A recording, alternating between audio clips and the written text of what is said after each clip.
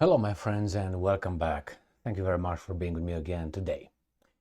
If you are not familiar with a dystopian novel written by George Orwell called 1984, then I will tell you a few words about the doublespeak. I recommend this dystopian novel wholeheartedly. He was talking about doublespeak. Doublespeak was, I think, a term that talked about being able to hold two opposite ideas in the same time, like dissonance or something, that war is peace, peace is war, something like that.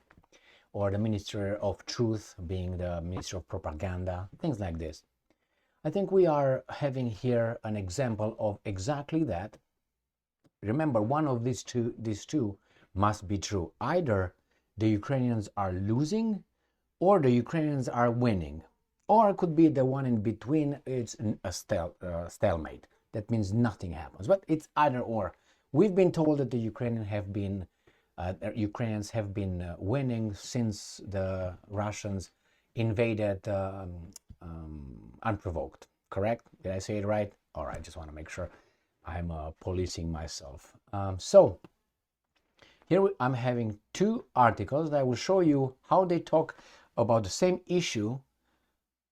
And they can't, the issue could be either or. It can be, together in the same time. So the first article comes from Ukrainska Pravda. Actually, both articles come from Ukrainska Pravda. So let's discuss the first title, where it says, "This is a bad moment for diplomacy," Zelensky says. This is dated Sunday, September 10th, 2023. Now, it's a bad moment for diplomacy because you're losing. In any kind of negotiations or diplomacy, you have to have some advantages, some good points, some aces in the sleeve. You don't negotiate from a position of weakness because you have nothing to offer. You have no blackmail. You can't do it. That's why when you want to negotiate from a position of strength. Even idiot Mark Milley, the general, the chief of Joint Chief of Staff, something like that. He said, I think it was in October, after the partly successful counteroffensive last year of the Ukrainians, he said, now negotiate with Putin because you have the upper hand.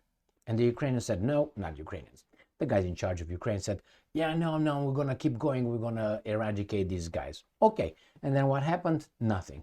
The second counteroffensive now, they say that they're winning. Well, if you are winning, you don't make this kind of statements. This is a bad moment for diplomacy. You don't make that. It would be a good moment because that means the other guys will be inclined to agree to your terms. But hey, that tells me right here that these guys are not winning. But wait, I have an article from today. So the same Zelensky says this. Ready? Again, Ukrainska Pravda, the date's the same date. We have moved forward on the front in the past 7 days. So, according to this guy, they're moving forward. They have the upper hand. But then the other article, he says with the other half of the mouth, this is a bad moment for diplomacy. So let's see why he considers it a bad moment for diplomacy. The other one is self-explanatory. We're winning, we've been winning, we'll be winning, and that's it. Now let's see what this guy is saying. Zelensky says he is emotionally ready. He is emotionally ready for a long war and believes that now is a quote-unquote bad moment for negotiations with Russia. So he's ready. What is he sacrificing? He's ready emotionally. Yes, I'm emotionally ready. So this is bullshit. First. Second one. He said, bad moment for negotiations with Russia. Hey, buddy, there's a law that you signed saying that nobody will negotiate with Russia. Make it illegal. So what are you talking about? Who's negotiating with whom? You repeal that law, or only you are allowed to negotiate with Russia? Or under the circumstances that you want, the terms you want, Putin must be what?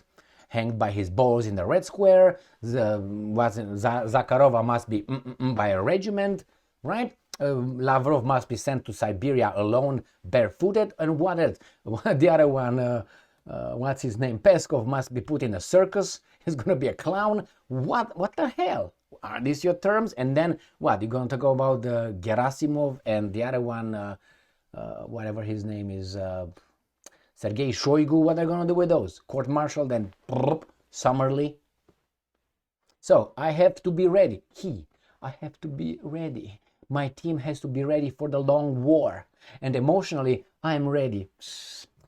This reminds me something in history when the same, I'm not saying this is like that, but I'm just saying it was a criminal who said that he's ready to take the risk, but he was not taking any risks. I'm willing to take the risk, but oh, you remember the actually, to make it in a funny a little bit, if you remember the movie Austin Powers, and it was that scene where Austin Powers is at the casino and he bets, I don't know, $1 or something, and he likes to live hard or something. He bets $1 against, I don't know how much the other person, 1 million, he bets $1. I like to live, I don't know, rough, fast, or something like that. The same, I'm eager to, to take the risk, and emotionally I'm getting myself ready. Yeah, okay, right now I'm ready. Jesus Christ, man. I mean, these guys are just thinking that we are so dumb. I have to be ready. My team has to be ready. Okay, Zelensky told The Economist that some partners may take Ukraine's recent difficulties on the battlefield as a reason to force it to negotiate with Russia, end quote. But said that this is a bad moment since Putin sees the same. So he sees these guys are, why would they say that? How about that? I mean, if you keep moving, why would your partner say that? Double speak right here.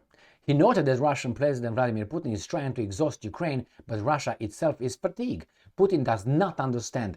He tells us what Putin understands. Okay, that in the long war, he will lose. I want to hear the argument. You made a statement. I want to hear the supporting arguments and evidence for that claim. So he said, Putin doesn't understand that in the long war, he will lose. And now, because this is his Zelensky's arguments, it does not matter that 60% or 70% of Russians support him. No, his economy will lose. Again, another statement. Will lose. Why will it? I would like you to present the evidence. And you didn't present the evidence for the second one. You said because it does not matter if 60% or 70% support him. Okay, that's not an argument. Say more about it. So see, this is the way this guy reasons, but he reasons like this, and he's allowed to make this kind of stupid statements because the audience is, agrees with this, is the level, and the mass media covers instead of saying without providing evidence, supporting evidence, not even logical, not even historical evidence, nothing. At the same time, Zelensky is well aware of the risk of his country. Yeah, it's your country, yeah. If the West begins to withdraw its economic support, with some of his Western allies, including the US, holding elections next year, Zelensky knows that maintaining support will be difficult, especially in the absence of significant progress on the front line, the article says. So if he knows, how in the hell he's ready for a long haul? If he knows those guys are going to pull the plug off, which will mean dead, done, as they said, if United States and these guys stop the military weapons to kill the Russians, let's don't use euphemisms here with military aid. No, that's weapons to kill other people. That's what it is. You don't like it? That's reality. But I don't conform myself to other people's speech. Why should I? They should conform to mine. Are we equal? Well, are they the speech police? Yes, they think they are. So anyway, if he's ready for a long haul, how is he going to have a long haul when those guys, according to him, are going to pull off support because they have elections? Well, if they have elections and he's winning, that means he should not be worried. But it seems like he's losing. Those guys will pull support because the war is not popular with their people. Therefore, he's losing. Otherwise, if he would lose, there would be an advantage for the people to get reelected. Hey guys, we give the Ukrainians $200 billion and they're winning. We're winning. But they can't say that. I mean, they can. The mass media will cover. But you know that this is not reality. So again, contradiction. Zelensky also stressed that Putin hopes that Donald Trump's victory in the US presidential election in 2024 will bring him victory. He's mistaken because Trump would never support Putin. That isn't what strong Americans do. This trend, he's like playing the chicken thing, that daring. I dare you. I dare you. If you do that, you're weak. No, don't do that. You're weak. Since when you determine what's strong and what's weak? Do I have a say in that, or just you? Again, here he says that he's mistaken because Trump would never support Putin. It doesn't mean he supports Putin. He's going to support the Americans, and it's not in Americans' advantage to support you. That's the problem. It's to support you, not to support Putin. By not supporting you, we save our country here from giving you what, $200 billion in the next 5 months. We're going to get to that position. So again, he says helping Putin. No, it's pulling the plug on you. You're the one, not Putin. He's going to come and say, stop, you stop. Zelensky is not going to stop. He's going to fuck him up. Putin is going to stop, but Putin is going to say, oh, yeah, but I have these little things that have to be still negotiated. And Trump will say, okay, we're going to negotiate. Hey, boy, smack back. Go and clean your room, change your underwear, brush your teeth, take a little shower, and go to bed, boy. That's how we'll treat the clown. Anyway, that's how the clown should be treated. The comedian, my bad. But I call him a clown. Anyway. He also expects Joe Biden to continue his support for Ukraine if he is re-elected, if he's alive. That's the first one. And then if he's got re-elected. Do they want Afghanistan Part 2? That's why they should not even go on together with you against Russia, because this is Afghanistan Part 2. The Ukrainian president asked. Zelensky noted that victory in the war will not come tomorrow or the day after tomorrow, but this is not some kind of fantastical dream. Well, we're not talking about fantastic dream or something close to fantastic. Anyway, my friends, this guy's not providing evidence to why, but doesn't really matter. My point here is this bad moment for diplomacy, because we're losing, otherwise it was going to be a good one. And then he says, we have moved forward on the front in the past 7 days. That would be a good time for negotiations. Anyway, he just contradicts our logic, because he can.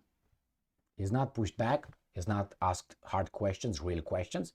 He's let to ramble on like he does, rambling, blah, blah, blah, blah, blah, with all the evidence that supported, all the evidence. Anyway, just statements, empty statements, in my assessment. Thank you very much for being with me again today.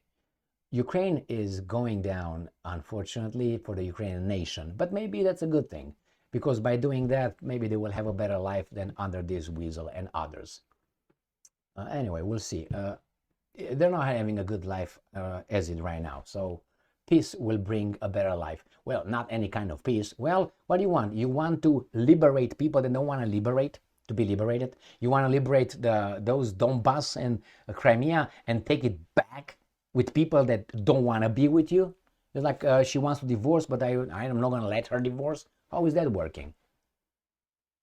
No, you're going to stay with me. I don't want to be with you. Well, what are you going to do with those people? Convince them? I guarantee you, if, which I think it's a big if, the NATO pushes the Russians somehow to the border prior to February 24th, 2022, I guarantee you there will be a lot of crime in those territories. And they will call them, eliminating, bringing to justice the collaborators. An idiot in Ukraine also said, once we liberate Ukraine, someone that doesn't want to be liberated, Crimea, I'm sorry. Once we liberate Crimea, there will be at least 10,000 arrested for collaboration and so on. So what do you think those guys should do? Fight harder, unless they are going to run like weasels. And it seems like the second option is not available. Thank you very much for being with me again today. Stay strong, stay smart, look for the truth, and be just.